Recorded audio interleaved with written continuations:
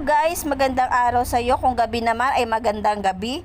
Ito ba narito sa aking channel dahil nabasa mo aking content kung paano mag-register ng SSS E1. Yes po, madali lang po mag-register sa ating SSS E1 kung ikaw ay wala pa nito hanggang sa kasalukuyan. Tuturo ko po sa inyo ito step by step. Kaya kung bago ka pa lang sa aking channel, please don't forget to like, share, subscribe, and hit the notification bell.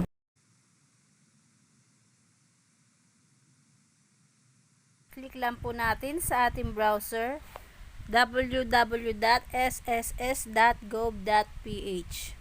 Ito po ang lalabas sa ating screen. I-click lang po natin ang Republic of the Philippines Social Security System. Ito po.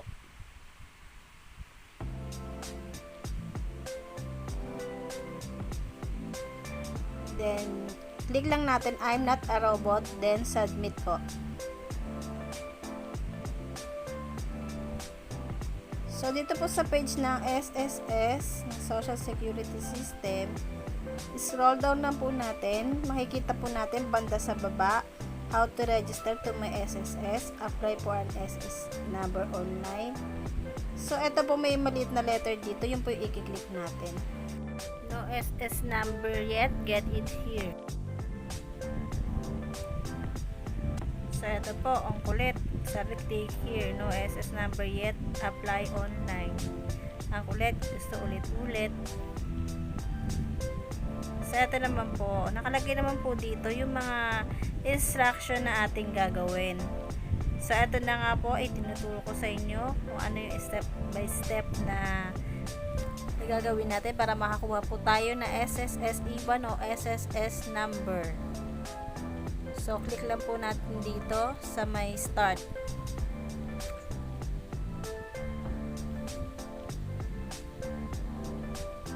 So, ito na po yung ating registration form.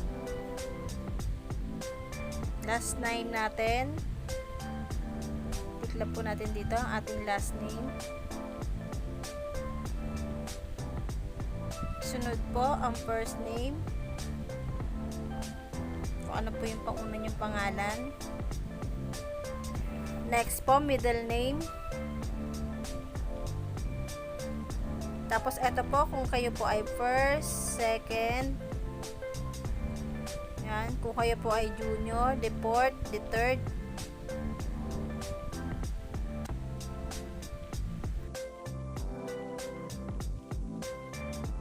Naman po sa baba, ang inyong birthday. Click lang natin tong arrow dito.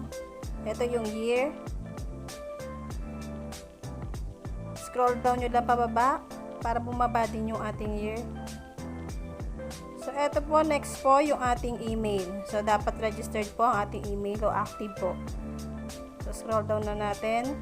Tignan natin to I'm not a robot. Saka itong may box, click po natin to.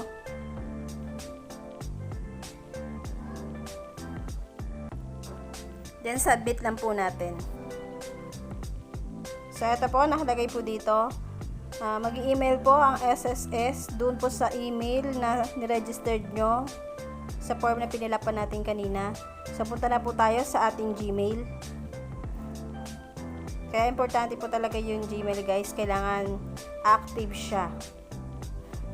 So, ito, Gmail.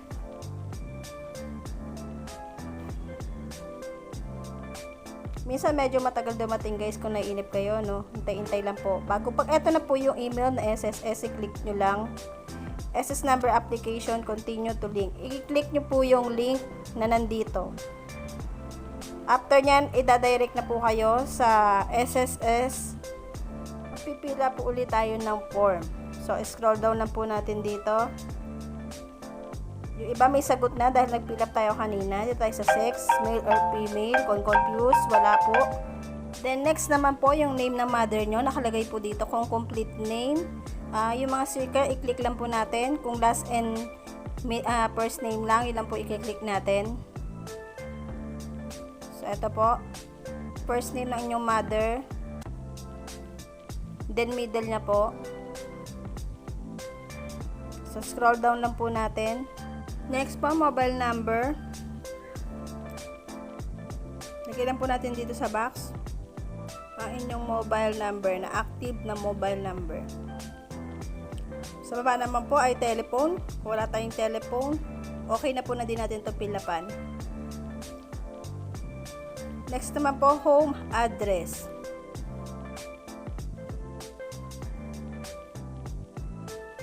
Next naman po, nakalagay dito, check if address is Metro Manila or provincial. Kung provincial po tayo, lagay po natin dito sa, click lang natin yung ating province. Scroll down lang po natin pag di natin makita. Then yung municipality po natin, cities, kung anong cities po tayo. Scroll down lang po natin dito sa right side. After po nun ay barangay, kung anong barangay po tayo. Nandito po siya lahat. Scroll down lang po natin dyan. So ito po, building name. Lagay po natin dito kung may pangalan ba yung building natin, kung tayo ay nakatira sa condo o kaya room number. Kung wala naman po, ay pwede naman pong bahante yan. So house number, street po. Next po, kung ano po bang subdivision, kung sa subdivision kayo nakatira, kung Camellia Homes. Purpose of register po, next, kung for employment, self-employment. I-click nyo lang po dito kung saan nyo ba yung purpose ng pagkuha nyo ng SSSE1. So, ang kalimitan naman po for employment. Kalimitan po self-employed. Pag wala sa mga walang work. So, next lang po natin, tapos natin gawin. So, ito po dito. Yan, may mga bakante pa po. Yung iba kasi napila pa na natin kanina.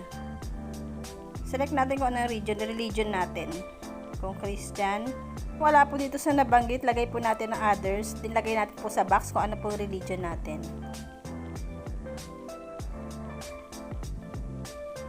So, next naman natin po is place of birth. Kung anong country po kayo pinanganak. Lahat po nandito yan. Philippines. Provincial po ulit. Kung anong province kayo. Click po natin dito sa arrow, sa gilid, and scroll down lang po natin, makikita natin kung anong province po kayo pinanganak. Click nyo lang po. Then municipality, kung saan po ba kayo. Example, sa Cavite, kung saan kayo sa Cavite. So, click ko po, Cavite City. So, katapos na po kayo mag-fill up. Next lang po. O, may nakalimutan tayo. So, ito dito sa taas. So, normal lang po yan. Nobody's perfect. So, ayan po. Okay na. Yung ating status. Nakalimutan po natin. Then, next. So, eto na po. Malapit na po tayo matapos. Saan po tayo sa ating father's name. Magkahiwalay po yung pagpipilap na mother's name sa father's name. So, i-click na po natin to. So, dito po sa mga bilog, nakalagay po dito kung kumpleto po ba yung pangalan ng tatay nyo. Kung hindi naman, last name lang or first name. Kung meron naman, last name lang o first name lang. So, kiklik nyo lang po dyan. Pag kumpleto naman po, lagay natin complete name.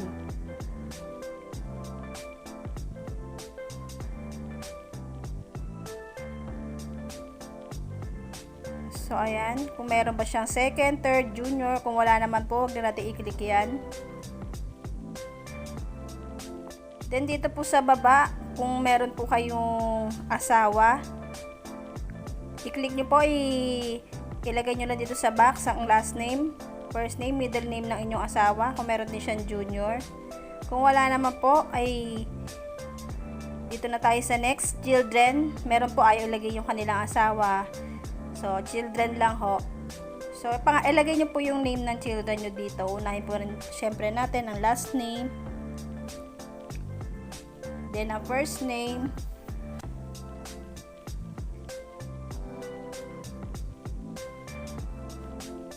Next po ang middle.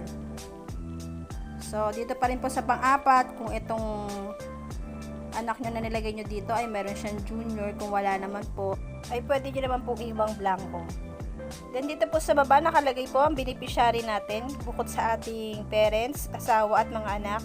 Kung meron pa po kayo ilalagay na ibang beneficiary, pilapan nyo lang po dito sa box. So, kung wala naman po kayo ibang beneficiary, katulad ka sample lang to, next lang po natin. Ito na po ang ating form. Nakalagay po dito ay 90% complete na. So, konti na lang matatapos na tayo. So, dito po sa ating form, check natin yung ating mga pangalan. Yung mga tinype natin, lalo-lalo na yung pangalan ng parents natin, pangalan ng mga beneficiary natin. So, once na na-submit na natin to, hindi na natin to may tatama. So, ayan. Kailangan po talaga siyang i-check mabuti.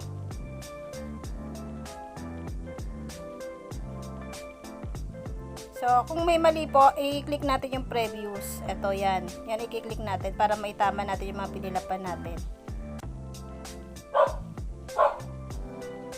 So, kung wala naman, dito na po tayo sa generate SSS number. Ito po, nakalagay dito. Na once na submit na natin to, hindi na natin to may tatama. So, kailangan i-check po natin mabuti. Click natin yes, kung sure na talaga tayo. Then, ito na po. Nakalagay po dito, personal record, multipurpose, ID card, registration, E1 or E6. So, pilapan lang po ulit natin to. Ito ay height. So, i-convert po natin ito sa centimeter. So, ilalagay ko na po sa screen ng inyong height para hindi na po kayo mahirapan maghanap pa sa centimeter. Then, wait po. Ito naman po kung ano po yung preferred user ID na ating gagamitin pag magla-login tayo sa SSS. Fill up lang po natin dito sa box kung ano ating preferred user ID. Ito po, then scroll down lang natin pababa. So, nakalagay po dito, you made ATM application, optional lang po ito. So, ang nangangailangan po nito, yung mga, katulad ng mga senior citizen na kukuha ng pension, kailangan nilang mag-apply. So, kung tayo naman po, mga bago pa lang, nakukuha ng E1, hindi na po natin ito pilapan. So, proceed lang po tayo. So, eto na po. Nakalagay dito. Upload documents. So, pwede naman po kayong hindi mag-upload. Pero kung marunong po kayo mag-upload, ay i-click nyo lamang po dito kung ano mga documents ba na meron kayo. Baptismal. Ayan po. Mababasa nyo po sa screen. Kung anong requirements ba na meron kayo na pwede nyo i-upload. I-click nyo lamang po dito. Ang kagandahan lang guys, pag in-upload nyo na yung documents, so magja-generate na yung SSS nyo. Kung hindi pa kayo makakapag-upload ng documents, ay kailangan nyo pumunta sa SSS para mag-activate na po ang inyong SSS number. Ayan po yung mga requirements na ating kailangan. Check nyo lang po sa screen kung ano po yung mga requirements na meron kayo. Then okay lang po. Ayan, kung wala na po, kung na-check nyo na po yung mga requirements na kailangan nyo i-submit, pupunta man kayo sa SS o i-upload nyo. Kung tapos na po, click nyo lang po yung submit. Pwede naman guys na hindi kayo mag-upload para hindi na kayo ma-stress. Dalhin nyo na lang po yung requirements sa SSS. Tingnan natin yung proceed guys, ito na po ang lalabas. Ito nyo yung registration information. So, ito yung inyong pansamantalang SSS number. Pansamantala po dahil hindi pa kayo nakakapag-upload ng inyong mga documents. Dadalhin nyo pa lang siya sa SSS. So, ipiprint po natin tong mga to. Pwede nyo rin po siyang i-download. Pero no worries na po kasi sa email na inyong pinilapan kanina ay mag-email din doon ng SSS. I-email niya po itong inyong SSS number. Need nyo po dalhin ito sa SSS. Ipapakita nyo po na katunayan na kayo ay nag-online na. Ayan po yung mga reminders. Kung wala pa kayong documents na pinasa, upload kanina, ay dalhin nyo na lamang po sa SSS. Dala ang mga dokumentong ito po. Itong tatlo ay kailangan nating, ito po siya. Ito na yung personal na record nyo sa SSS. Mag-activate lang po ito, mag-generate pag pinasa nyo na ang inyong requirements. Ayan po yung isa. Bali tatlo po ito na dadalhin nyo. Ito naman po yung isa. Ito yung slip nyo. Ayan. Ipapaprint nyo po. Need nyo po itong i-download. Or yung nasa email nyo, i-forward nyo na lang sa malapit na inyong printing shop. Meron din po nito sa email nyo. Kaya kung na-skip nyo man to, no worries po. Pwede kayong bumalik sa inyong email. lamang guys, sana po ay meron na naman kayong natutunan. Ang mga paraan na ito, ang mga online na ito ay pwede ninyong magamit pagkakitaan katulad ko. So, isa siya sa aking mga sideline. Yan. So, yun na po guys. Maraming salamat. Thanks for watching.